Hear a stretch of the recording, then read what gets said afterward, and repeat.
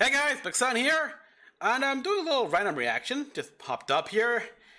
It's from a YouTuber called The Review, and he has done some videos which, according to this, I've seen before, or maybe hovered over, where he just pretty much shows these old cartoons from certain years here. In this case here, he's got one. Do you remember these 10 failed cartoons from 1996? In the 90s here, it was, yeah, gold. It was pretty much a golden age here, but like all things, well, we had several treasures. We had a number of flops. In fact, the thumbnail here is why I decided to give this one a shot, because he had a little drawing of Pebbles and Bam Bam from the Flintstones, but not their baby toddler version, like their like teenagers, young adult version, because that was a thing. There was a spin-off of the Flintstones where it was the main characters were Pebbles and Bam Bam. They were grown up now, I guess. And I watched that show. I'm like, it was a whole thing where Pebble basically, I don't know, she had like a plot or scheme or something like that at the time here, an idea with her friends, and she dragged Bam Bam along with it here, much to his annoyance. Like, there was an episode in which Bam Bam was a surprisingly good singer. Only when only when he was showering. I don't know. I don't know. It was funny here, but yeah, it's funny that despite his incredible strength here, he's powerless against Pebbles.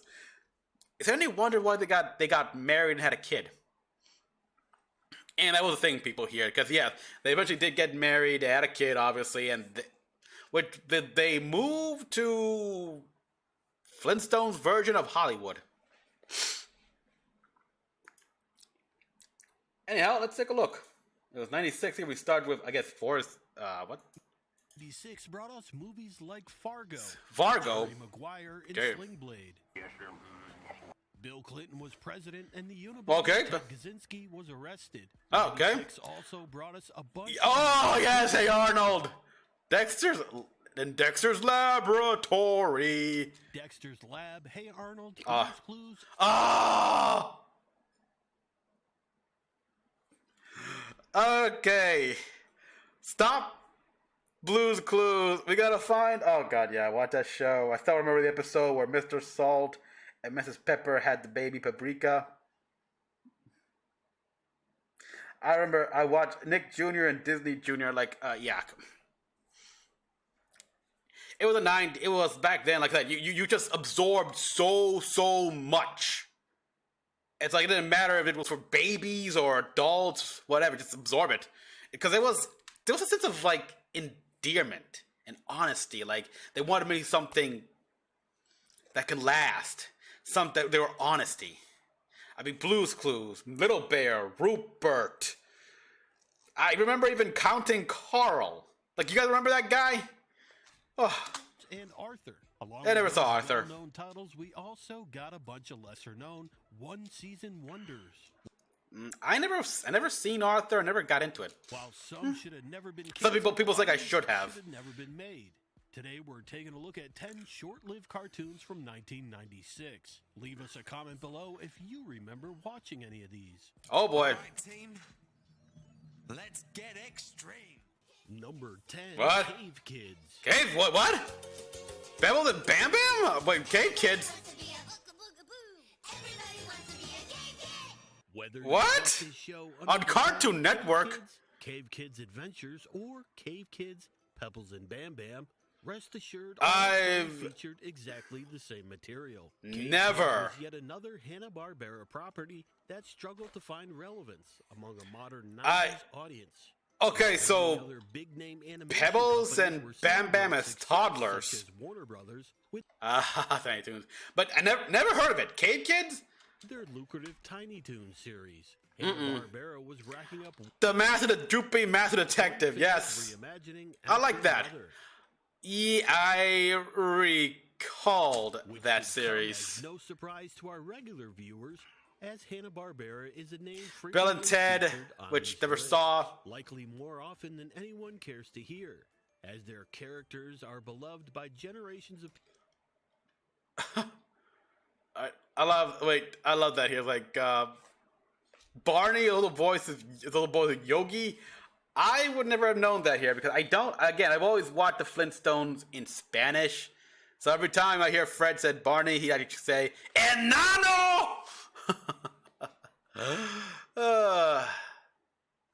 Look at some of these, like, red as, okay, Snagglepuss? People. Mo Howard, one of the Three Stooges was Jabberjaw. I believe you know what? I can see it. Ooh, wow. Around the globe. Unfortunately, cave kids wouldn't see the kind of that the slightly longer-running Flintstones cartoon would back in '87. And I did watch that show. While that spin-off followed younger versions of Fred, Wilma, Barney, and Betty, cave kids would center upon their offspring, Pebbles and Bam Bam, along with fellow prehistoric preschoolers and, of course, series mainstay, dog-like pet dinosaur Dino.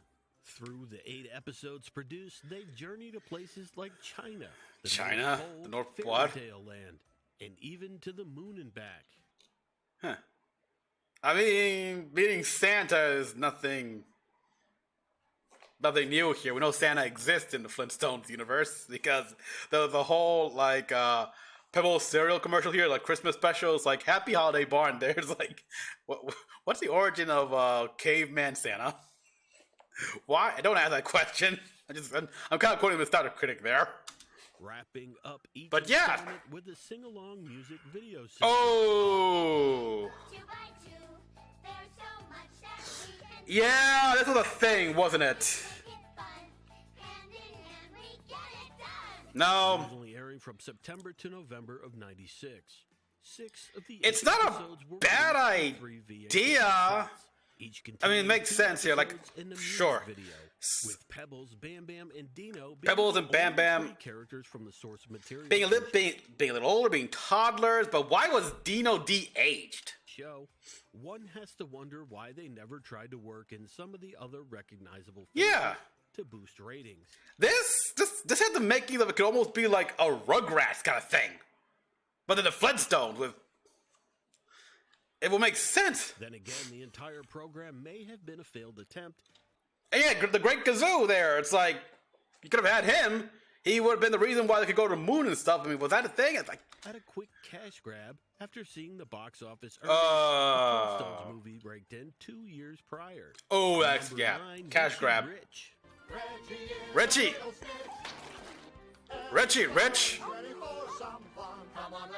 Wait a minute. This, riding on the heels of the 1994 major motion picture that starred Macaulay Culkin in his final role as a child actor. A film that dropped on Christmas and was clearly makes me hungry and nice. Left by the holiday classic Home Alone. Yeah. The animated series was soon under production. They already had Hanna-Barbera. That's the one. Yeah, I was gonna say here because I actually watched the Hanna-Barbera. I remember watching that show. In fact, it's currently on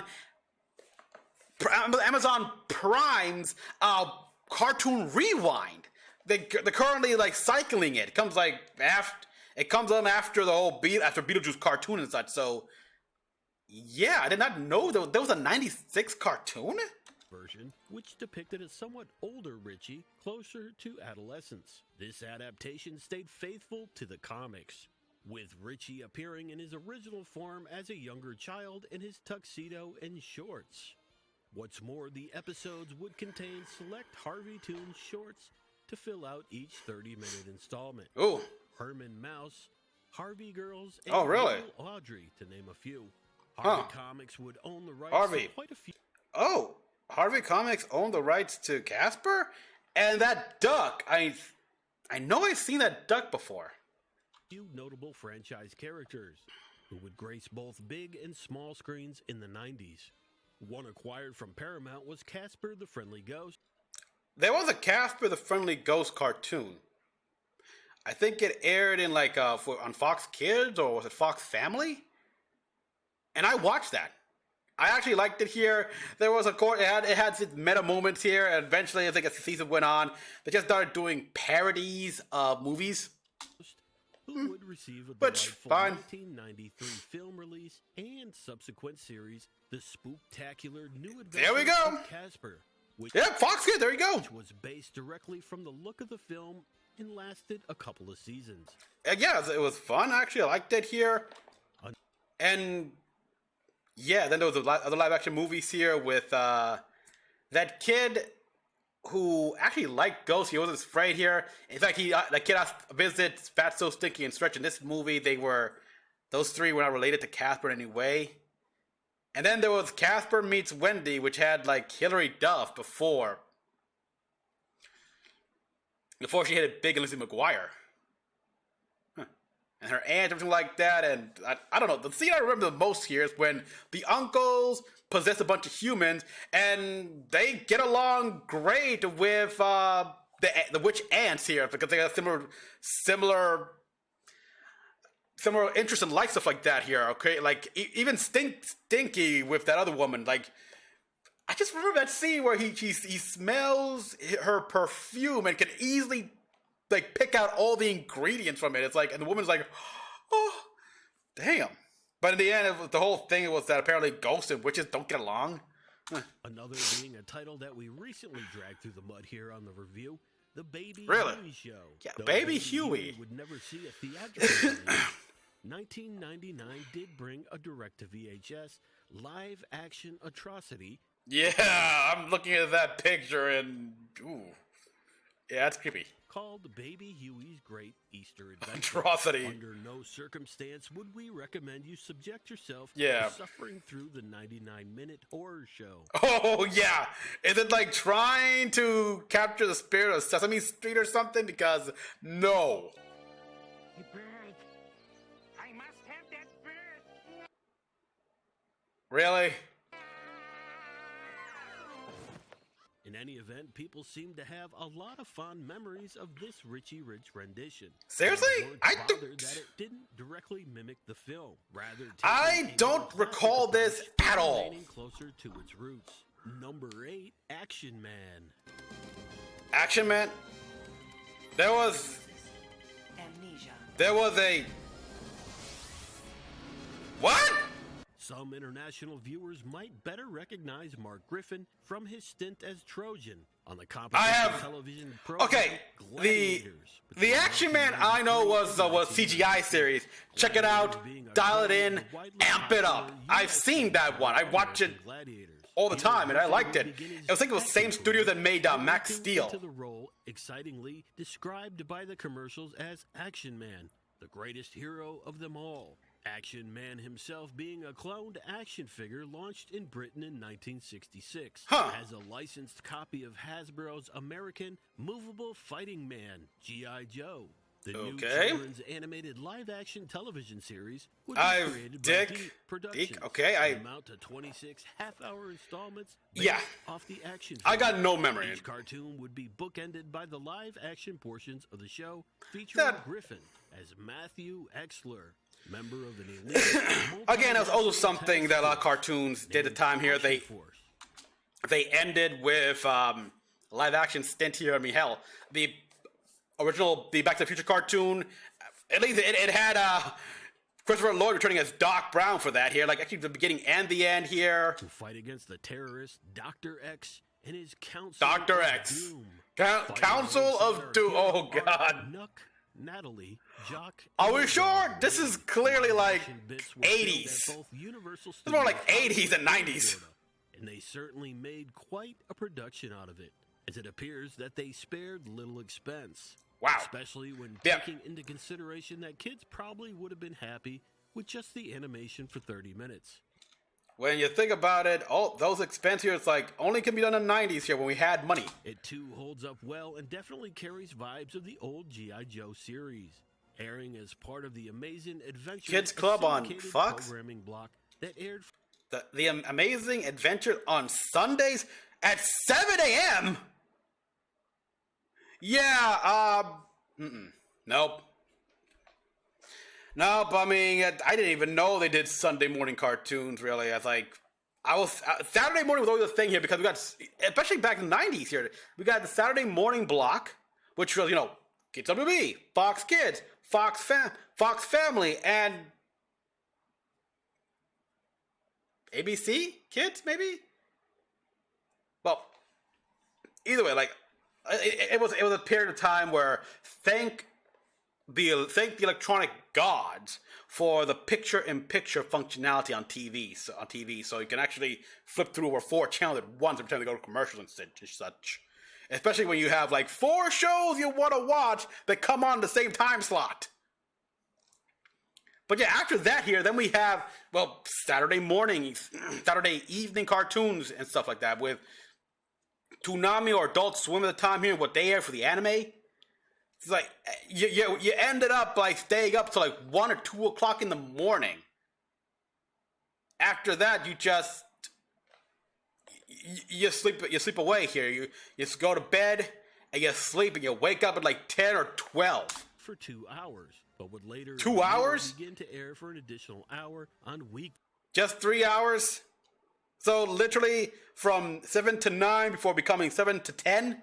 Days. Action Man. Yeah, no one. Led to quite a few sugary cereal and adrenaline-fueled, rambunctious Sunday mornings for a lot of kids at the time. Welcoming committee, eh? I have to move fast and hard. Oh, no, you don't. Like finger right there. Ouch. Number 7, Siegfried and Roy, Masters of the Impossible. Siegfried and Roy had a cartoon? Let me see this. Stuck in a dragon crossing. The world of Siegfried and Roy, Masters of the Impossible. What do you do for an encore? Make us disappear. The duo of Las Vegas magicians known the world over for their flashy attire and for the frequent use of white lions and tigers in their animal acts would get their own animated series premiering February 19th. In this series, their trademark tag-along is a white tiger named Manticore, with Siegfried as illusionist and Roy as animal trainer. The 3 battle demons in the fantastical land of Sarmoti. Sarmoti being for Siegfried and Roy, Masters of the Impossible. What? Deep Productions thought it was too clever to pass up. They managed to conjure up some viewers for a spell, but this series was extremely short-lived. Not only what was the ratings like? But Siegfried and Roy were still very popular most anywhere they made appearances. So the show's cancellation almost immediately after making its debut made little sense, and viewers weren't given any good reason as to why. In the end, any legacy the animation may have brought would have been no doubt overshadowed by the happenings during a 2003 performance. Never attacked him during the biggest show. He saved my life. At the Mirage Hotel in Las Vegas, where Roy was bitten in the neck by the very same white tiger named Manticore, the cartoon's lovable character was based on. Although conflicting views of the event would clash on TV at the time, both Siegfried and Roy maintained that the entertainer suffered a stroke on stage, and the tiger was acting to carry him to safety. Perhaps the old smoke and mirrors explanation would have been more convincing, because the Mirage wasn't buying it.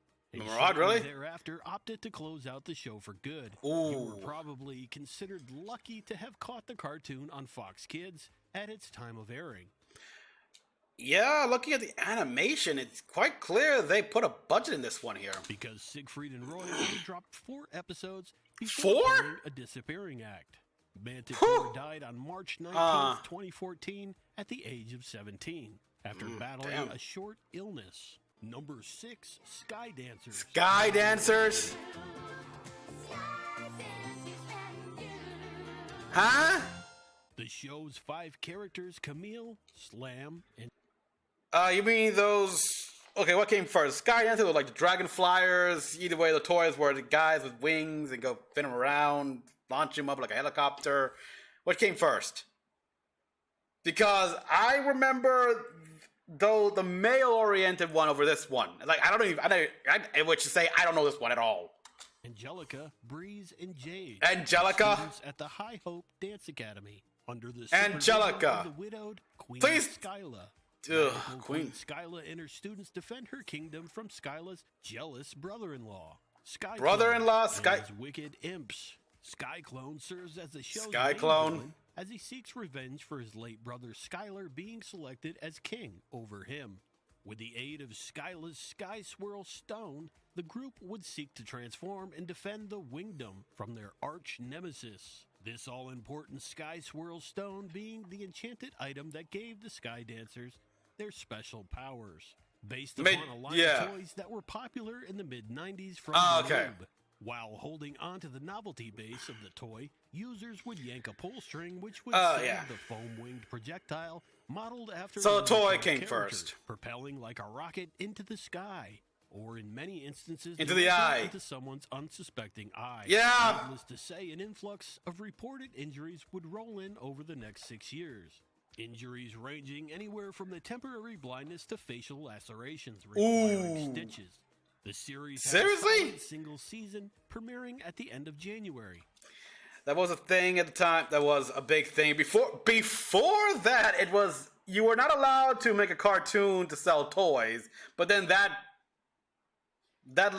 little, I don't know, legislation act or whatever got pulled, and now suddenly you can make cartoons centered around a toy. So the toy here came first, and then they made a cartoon. And Promote running it. to completion by the end of July. Transformers is the Together with biggest, sales from the obviously. toy line, Obviously. Lube expanded upon their creation by introducing yet another line geared towards boys. Yep, there we go. There it is. Yep. So the girl toy came first, then the boys. Called Dragonflies. But before long, every manufacturer's worst nightmare came calling. The company took a massive hit in June of 2000, as Sky Dancers quickly plummeted back down to Earth by having to recall over 10 million units. For those interested in checking it out, you'll be glad to hear during that short period it did manage to cram in a full 26 episodes. What's more, Yeah, it that's a tends good. to garner praise for being well developed and is said to be highly underrated. Really? Really? I mean, people who actually watched this recently, does it have actually good writing for the time? Does it hold up? I mean, I would be surprised here because I saw Gem and the Holograms when they decided to air the reruns on the Hub. Like I've said the story before here, but it came up. But yeah, the Hub decided to put that on before Transformers Prime, which was new at the time. So obviously it's gonna come on half an hour, so I'll watch this show, Gem and the Holograms, while I wait for Transformers Prime to come on, and it's like, I like Gem and the Holograms. I liked it. I had no nostalgia for it, no previous attachment, never even heard of it, and this old cartoon holds up. So yeah. After these messages will be Back. Man, those are Number old. 5, Bureau of Alien Detectors. Detect these extraterrestrial beings. BAD, the Bureau of Alien Detectors. In Let me guess. This was made by the same studio that made RoboCop, Alpha Commando, something like that. Here, it feels the same. Same energy. Never saw it. Nope, don't recall it ever existed. this cartoon universe, aliens and humans reside together on planet Earth. This action-adventure featured a little bit of science fiction mixed with a little bit of horror. The Bureau of Alien Detectors' objective is to monitor, control, and more often than not, do battle with those who have arrived with sinister agendas. To carry out this task, Men in Black. they enlist the Phalanx Squad. It's Dutifully selected and highly trained It's group, Men in Black, led by a military war hero and consisting of a life science expert, which they had a cartoon. Men in Black had Men in Black the computer series. specialist, and a psychic communicator, working anything but covertly from their bad Fox headquarters Kids? located in Death Valley, Nevada. This was on Fox Kids? When? Like, I remember when Fox Kids did the whole Fox Kids, Rock Kids kind of bumper thing. It's like, I don't ever recall this. But did I share a time slot with Men in Black the series on WB? Each 30-minute installment would see the team dealing out heavy amounts of laser gunfire 96. and thwarting constant alien attacks. The series boasted a more menacing and intense tone than the standard fare surrounding its time slot. During production, it changed titles several times. At one point, it was slated to be called Bureau of Alien Destroyers. So the that would not fly. Paints a picture that they were aware they were going to be pushing boundaries. The 1997 report on violence in television identified here we go. Alien Detectors as one of the most violent children's programs to debut that season. Premiering in the fall, would run through its catalog of 13 exciting episodes by December. Okay, now I'm interested in watching this because a bunch of parents and backward-thinking political people, politicians thought this was too violent. That's a selling point. Following this, they would air until August. Don't you love it when politicians and parents can be so stupid at times? No offense to the parents watching this, if you got a kid or something like that, but the 90s here. Video games make your children violent. Now cartoons. These adventure cartoons make people violent here. Movie make people violent. Blah, blah, blah. Shut the fuck up. No, they don't. No, they don't. Don't blame the cartoons. Blame you guys. You guys are to blame here. Apparently you guys do nothing to stop this. You guys do nothing to stop. I mean, you go after these guys who are making product. They don't make you violent. They don't make you violent at all. No. Now, if anything, these cartoons teach you right and wrong and everything like that. They have moral lessons. This was the 90s. It was the era of like teach kids lessons and morals and such. Yet you only see like, oh, this guy is shooting this alien with guns. That's bad. I swear, every one of those parents and politicians need to be smacked hard. So there's a good chance you caught some during that television season. If not on UPN's Weekend Morning Kids block, then perhaps you'll have seen it rerun on Fox Family. Fox Family? Nope. And Fox Family had several cartoons that you guys probably never heard. I mean, yeah, but they aired obviously the Marvel stuff here, like Fantastic Four, the Hulk, and such, and Iron Man. They also aired some other like cartoon adaptation, like Jumanji. I remember Jumanji very well, and that had an ending with finally getting Alan out of the game. But they also showed, I watched on Fox Family here all the live action shows as well, like Big Wolf on Campus, S Club 7 in LA, Weird Science TV series. Yes, there was a Weird Science TV series. I saw the movie, but the TV I saw first. That's where I learned about some anime as well here, like Flint the Time Detective. Do you guys remember Flint the Time Detective? 1999, or on Toon Disney in 2006. Toon Disney on 2006? How is it I never once caught this show? The Encyclopedia of American Animated Television Shows summed things up pretty well by declaring, despite being promoted as both educational and entertaining,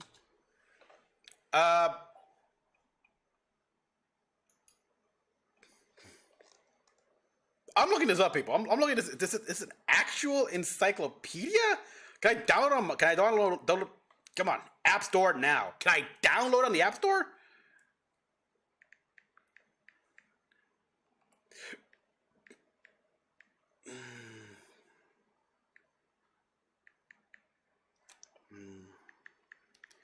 Of animated? No.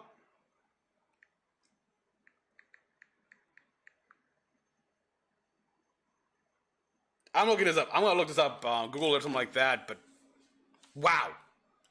Despite being promoted as both educational and entertaining, it was neither, borrowing too many tropes and concepts from live-action predecessors to be enjoyable on its own. Clearly, it was. Yeah, I already compared it to Men in Black. And do nothing else. Alternatively, fans of the show describe a surprising amount of depth to the program's characters, a well-written plot, and a serious tone that they found to be sufficiently entertaining. And since zero kids have ever gone on record to complain about animated violence, we all know who to point the fingers of blame at, as per usual. The Bureau of Enjoyable Cartoon Destroyers.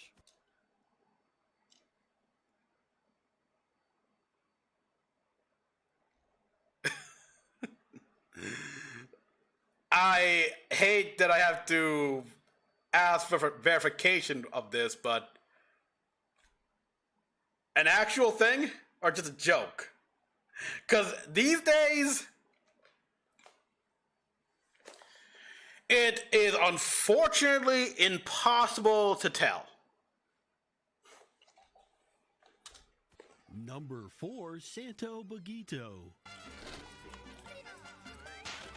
Yeah, I got nothing. Santo Bagito? An array of anthropomorphic insects inhabit a small western border town within a cactus-laden desert. All right. CBS advertised the show as the very oh! first Tex-Mex cartoon, and it came equipped with all CBS. the stereotypes you'd expect to find incorporated in such a cartoon debuting in September of '96. CBS, I never seen CBS shows. How does Gumby count? Does Gumby count as a CBS show that aired on CBS? I mean, I remember seeing some Gumby episodes. But, yeah, they were like the CBS show who's... I want to say like PBS shows. CBS is different. Right down to the occasional being narrated by a sombrero-clad, all-ant mariachi band. Originating from what would become an adored animation studio, Really? Santo Bagito would unfortunately fail Wow. to garner the praise. Oh, damn. Now I can definitely see it here. This artwork, it's almost like proto, like, Rugrats, real monsters, and jeez. They'd received for some of their previous work. Recent works that included Duckman, produced for USA Network, and Nicktoons Yes! Real Monsters. Yes! The animation I heard Duckman, never seen it. itself could be likened to the distinct textures and color Oh, those palettes stereotypes? I frequently mean... used on popular Nickelodeon classics of the era. A reasonably safe example of this might be something like Rocco's Modern Life, It's not yeah. nearly as polished or intriguing to look at, with an opening theme and soundtrack from composers whose work is sure to have brought joy to countless 90s Nickelodeon viewers over the years, delivering the familiar audio stylings of Mark and Bob Mothersbaugh. This show okay. will bring immediate appeal to fans of the classic Nick favorites like Rugrats. the Wild Thorn, Wild Thorn. and God damn, bring that back. That was a smart show. It's both fun and educational here. This was back during the time where a lot of networks tried to give us shows about nature and animals and stuff like that here. Yeah, we had the Wild Thornberries here. On Disney, we had like the Jeff Corwin show, Jeff Corwin Experience here. Umba Macumba. Tell me you guys remember Umba Macumba. Oh, wow. Rocket Power. Rocket. We are riders on a mission. Yeah. The era of extreme. Which I didn't hate the show. I actually did like it here. There were some lessons here. I love the lessons where Rocco did get punished for like failing or something like that. Not just in failing a stunt here, but failing school here. Like the episode I remember more when his report card, he got a check minus, which sounds bad as hell. Sounds bad, and it was to the point where his dad said, "Okay, Rocco, you're not going on vacation because of this. Your vacation's over for you. Everyone else is going." But of course, and there was, where Sam, the squid, which means the new kid, his dad came in here, and that was a heavy episode, actually.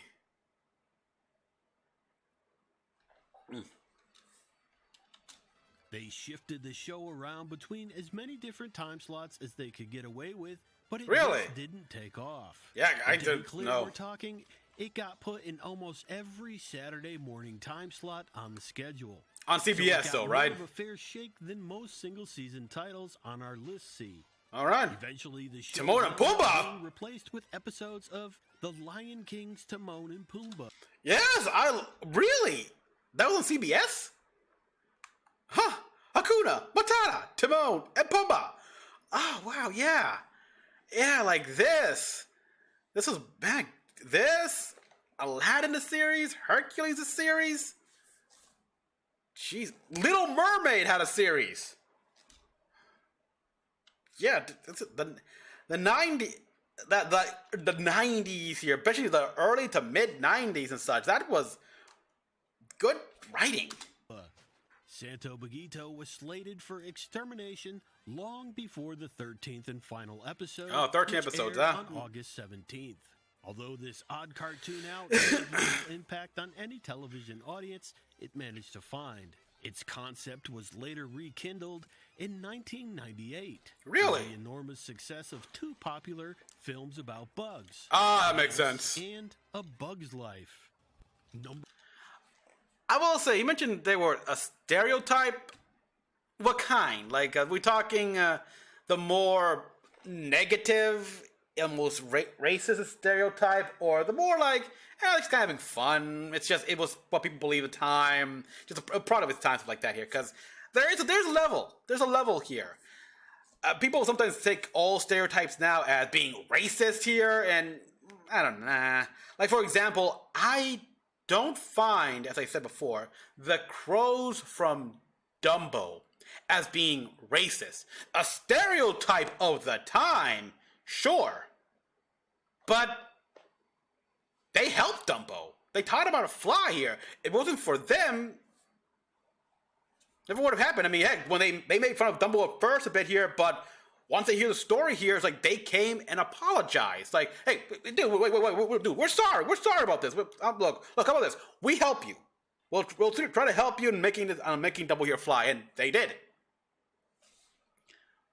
So yeah, it's like, again, they were such a stereotype at the time here, and I don't have a problem here. So yeah, how was the stereotype portrayed?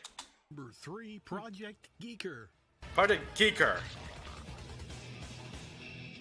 Again, never heard of it. Premiering September 14th. With Earthworm Jim? Child of the Earthworm Jim creator and Earthworm Jim animated series developer. Set in a nondescript future age. The future. Mr. Moloch created me, an artificial human, codenamed Project GKR. Geek. I am known as Geek. Wait. And my synthetic body has almost unlimited power. Wait a minute. Use me to conquer the world. But Lady Macbeth, a Macbeth? streetwise thief, stole me before I could receive the programming which would force me to be Moloch's fighting machine. Lady Macbeth was helped by a super intelligent dinosaur, Noah. Noah? That's me, Geeker. And a voice that... Oh. Now I remember. I haven't seen the show, but I've heard others talk about it. That is very familiar. It's too bad I can't control my powers better. Really? Okay, Ren and Stimpy, Futurama, and Roger Klutz from Doug? Mr. Moloch wants me back really bad. And without Lady Macbeth and Noah? Although I'm so surprised. So you're telling me that the voice of Roger Klutz also voiced Fry? There is such a thing as knowing too much. I'd be a bucket of extra crispy. Project Geeker was sadly doomed from the beginning because the FCC's new educational programming requirement came into effect just as its first season run was ending. CBS couldn't see it meeting the new guidelines well enough to greenlight a second season. The government taking good stuff away from us.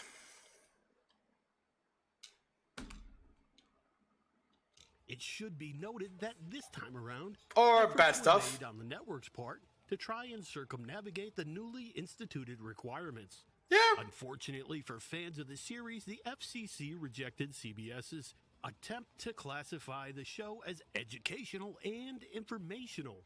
Project Geeker was lost in space after only one 13-episode season. Remarkably, CBS canceled.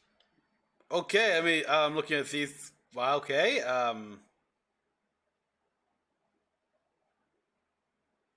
Really? I only recognize, of course, Pee Wee, Fozzie Bear from Muppet Babies, and Teen Wolf there. Canceled all of their Saturday morning Wow. schedule just before entering the 98 season to stop All? their downward spiraling ratings. Number 2, The Adventures of Hyperman. Hyperman. I love saying that. Everyone. All right. Perhaps best known for producing The Brindle Toaster. Wow. a family-friendly film that premiered on the Disney Channel in '88. Disney Channel. I thought I could have sworn I seen it in movie theaters. Okay, I must be misremembering here. I don't know. I'm glad I paused it here because this is a nice view of. Oh wow! I think I had majority of these VHS here. Like, how much can these be worth now here? Just with the box and everything, like the Sword and the Stone, Aristocat. Oh god, I love Muppet Treasure Island right up there. Here, loved it. Muppet Christmas Carol, Pocahontas, The Emperor's New Groove, James the Giant Peach. I had the VHS. I know I had the VHS. Fantasia, but of course we got the sequels to movies here, like Cinderella 2, really? Rugrats. Oh yeah, the crossover with the Rugrats movie. We got the Rugrats movie here. They had a crossover with they had a crossover with the Wild Thornberries. Go to Paris. Mickey's House of Villains. Yeah, Jafar, everything like that. That was a fun episode. That was a fun little episode, short. Peter Pan, Snow White. God damn. It's like, the VHS is one thing, but if you have the box, that's, wow. Look, I like how this guy doesn't even have a box here, but doesn't have the cover art for Aladdin, the VHS there. Like, it's a white box. Wow. How much would these things be worth? Though most would have encountered that tale when it was given a home video release in the summer of '91. Hyperion Pictures, Hyperion Animation? Okay, I've never heard of these guys. But it's something here. It's like Brave Little Toaster, The Proud Family, Rover Dangerfield. Really? And okay, that bunny is from that movie. I don't ever watch it. The rest, I have no idea. while not completely obscure, never quite managed to rise to the level Hyper of becoming Animation, a so the household Disney name. company. Founded by a writer-director and his partner, who was at one time head of production at Disney. The course. studio itself is named for Hyperion Avenue, the street in Los Angeles where one of Walt Disney's initial studios was located. Oh, After the commercial cool. failures of more upscale Yeah. animated features they were involved with, like Rover Dangerfield and Bebe's Kids. Never. A project I have of no idea. smaller scale was in order. Rover Enter Dangerfield, Hyperman, I've seen that, of an course, but educational point-and-click adventure game that came Point and bundled with click? certain IBM computers in 1995. Bundled? It was Ooh, an what? immediate hit and made its way over to the animated adaptation on the CBS Saturday morning block. The story involves a big green blob named Entrobe and his Entrobe? sidekick, Kid Chaos, escaping from an intergalactic containment warp due to a mathematical meteor accidentally A created by a young mathematical scientist named meteor. MC squared. Brave but bumbling Hyperman and his loyal super pooch Stud Puppy Stud join Puppy? forces with Emma to defend Earth. Emma goes through an age lift process during the show's run and has markedly different designs than she began with. She goes from being a mousy grade schooler to being animated as a midriff bearing young woman. The only Yeah, you have to point that out here. Midriff wearing here because apparently, yeah, like back then it was okay. It was okay for a female character to show their bare midriff here. I mean, look at Kim Possible. But nowadays it's like, no, way too sexy. We're too sexy. No, no, no.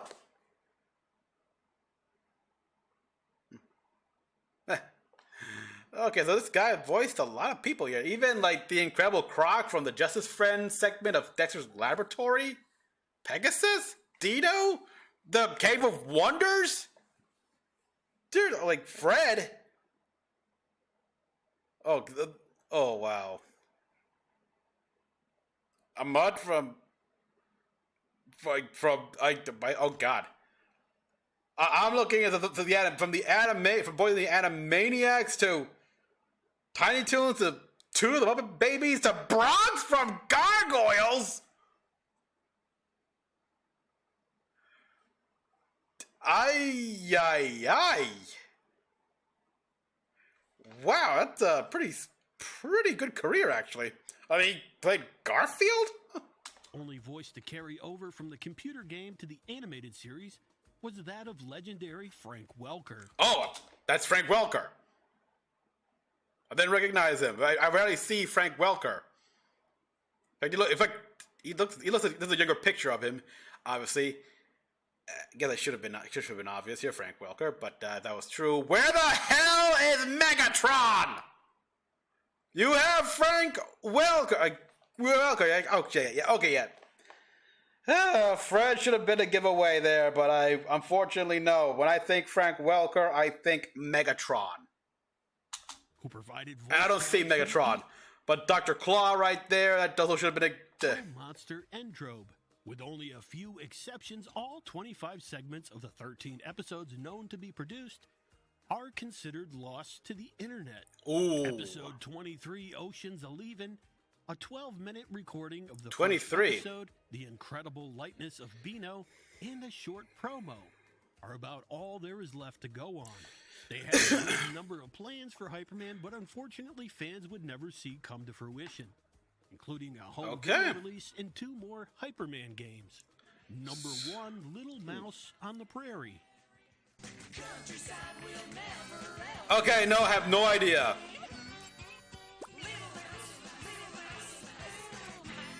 This title surprisingly receives very little attention. And is looks discussions of nostalgic cartoons. Yeah, I got no idea. Readers of the children's book series are more apt to remember this. Oh, it's a children's book adaptation by Stephen Cosgrove. The books are short stories. All right, that's not a bad thing. Cute. Have a focus on a moral perspective. But in the TV adaptation, it's done in moderation and doesn't necessarily serve as the driving force of the bite-sized plots. Usually about 8 to 11 minutes apiece, episodes would feature 2 calmly paced adventures. Loosely based on the source material, Little Mouse on the Prairie was a product of cooperating studios in the U.S. and China. Alongside it was a 26-episode anime series. Serendipity, the Pink Dragon, in 1983. Curious that they would greenlight Serendipity, the Pink Dragon. Modern audiences based upon books that were published way back in December of '73. Warm colors and an attention to detail that can be seen on screen really brings this quaint backwoods town to life. From the first country fried moment, the opening theme song looks kick off. It begins stacking up stereotypes and tropes like hay bales, and it's all down home cooking from there. Really? Arriving from the city is Osgood D, having moved to Squeaky Corners to live with his uncle, meeting new friends on the farm, and getting up to the standard fare of episodic hijinks. Accustomed to in nearly every other show of its kind. Yeah, it's not like the kind of cartoons just put on for the kids to keep them distracted. She too, of course. Maybe they'll learn a lesson here or there. Blossom the rabbit, Jeremiah was a bullfrog, Flaps the duck, and Fangs the bat. Many more side characters are well developed and serve to add layers of cozy vibes to an nice little cozy throughout the series. Little Mouse on the Prairie, like Serendipity, definitely sounds like 26 installments under the banner of give them Entertainment. Saban. Yes. Power Rangers, Digimon, Dragon Ball. I don't recall them having. Wow, must have been the original dub. Spider-Man Unlimited. I still like that show. I like that show. X-Men. They got the new X-Men series. Maybe we could even get the revival of Spider-Man Unlimited, please. Like, I want to see how that because that ended on a cliffhanger. Legend of Zelda, Samurai Pizza Cats, and the Karate Kid cartoon.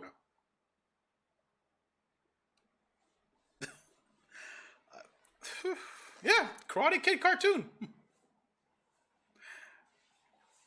Again, but this show, it looks like a nice show that you could just something to watch with your kid while you eat your morning breakfast.